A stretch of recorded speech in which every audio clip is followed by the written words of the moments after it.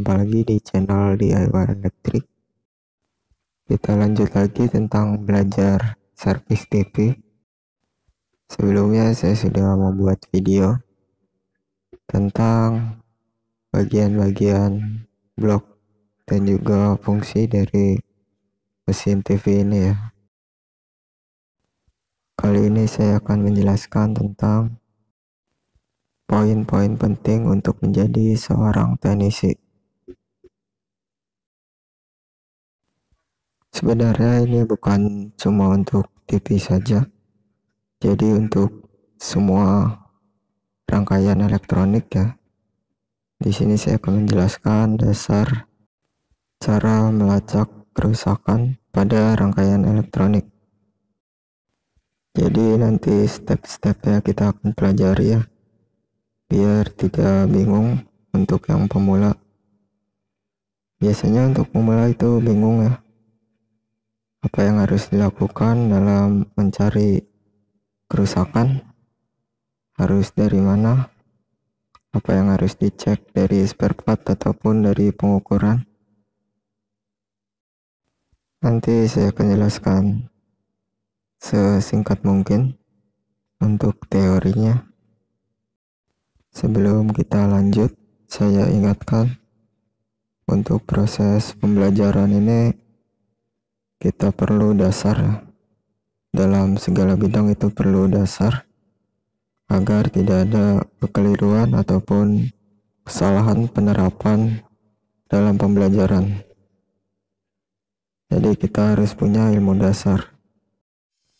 Kalau di elektronik itu biasanya untuk dasarnya itu pengenalan, yaitu pengenalan komponen beserta fungsinya.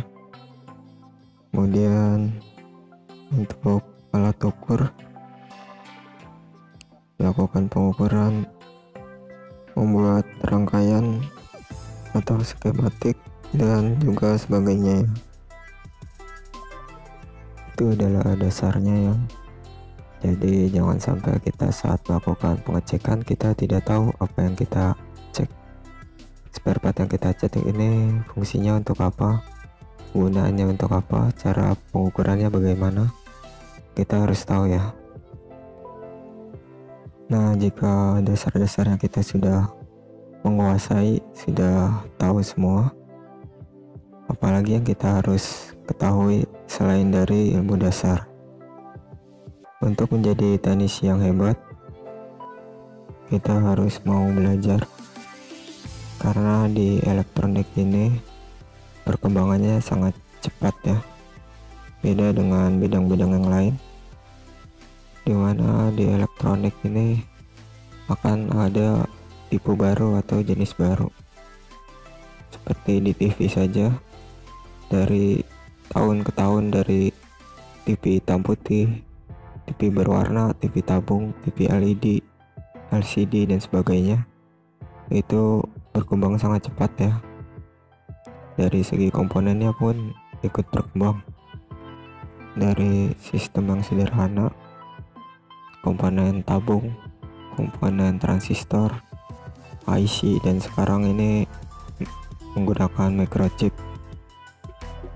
Kita harus mau belajar ya, dimana kalau kita hanya ahli dalam satu tipe barang, kita tidak akan bisa bersaing dengan yang lain. Oke, itu tadi untuk dasarnya. Untuk hal-hal seperti itu kita sebagai teknisi harus bisa beradaptasi.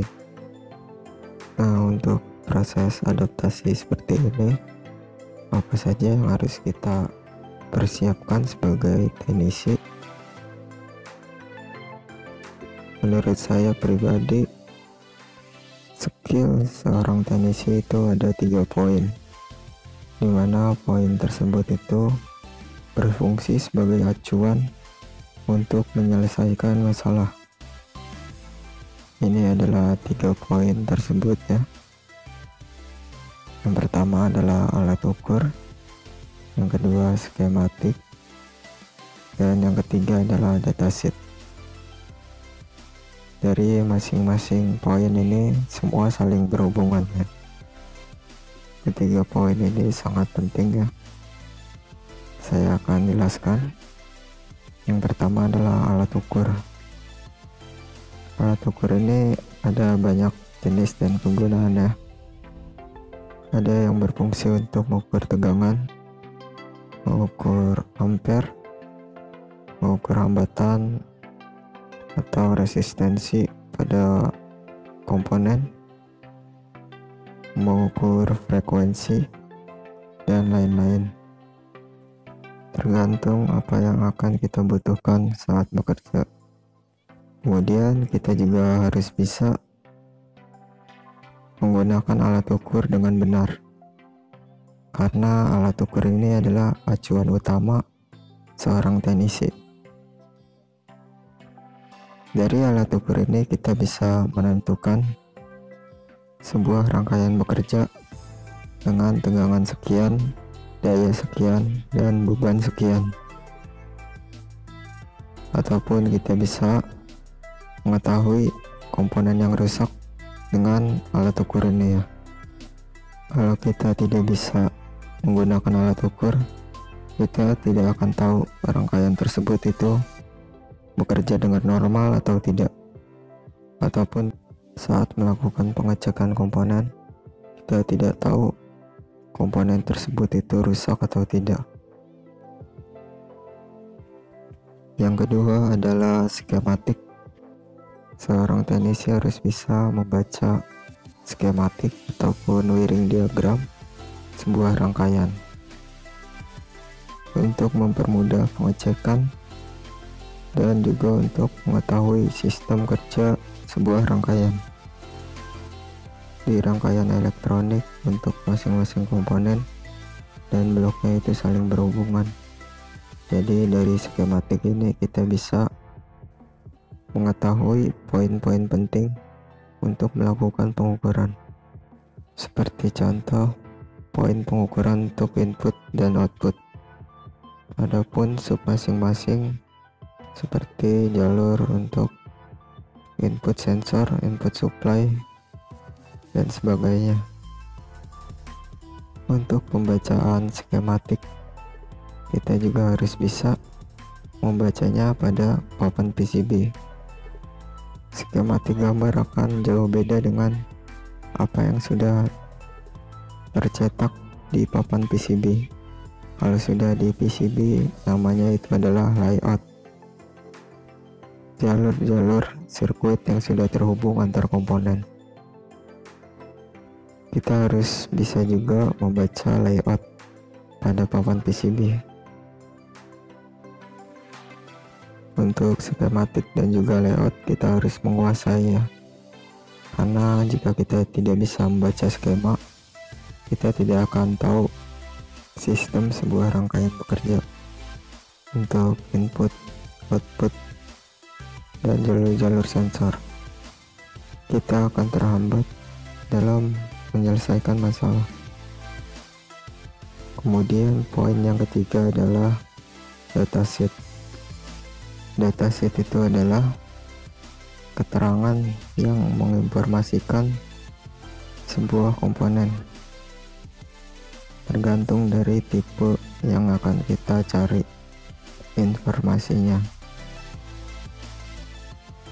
Datasheet biasanya itu berisi tentang jenis dan juga ukuran pada suatu komponen. Seperti contoh transistor. Kita bisa menulis atau mencari sebuah datasheet di internet dengan mengetik tipe transistor yang akan kita cari. Jika kita sudah menemukan datasheetnya, kita bisa melihat jenis transistornya seperti apa, PNP, NPN, ataupun lainnya. Adapun untuk ukurannya itu ukuran ampere dan juga rank tegangan bekerjanya. Hampir semua komponen itu memiliki datasheet. Jadi kita cukup mudah untuk mencari keterangan sebuah komponen. Untuk datasheet ini cukup penting karena datasheet ini adalah keterangan komponennya, dimana jika kita menemukan komponen yang rusak namun tipe tersebut sedang kosong atau sudah tidak ada, kita bisa mengganti dengan tipe yang lain, atau kita bisa memodifikasi pin-pin dari kaki komponen tersebut dengan tipe yang lain. Oke, itu tadi adalah poin-poin penting untuk menjadi seorang teknisi. Mungkin video berikutnya saya akan menjelaskan tentang cara menganalisa komponen yang rusak pada mesin TV. Oke, cukup sekian video dari saya, semoga bisa bermanfaat. Wassalamualaikum warahmatullahi wabarakatuh.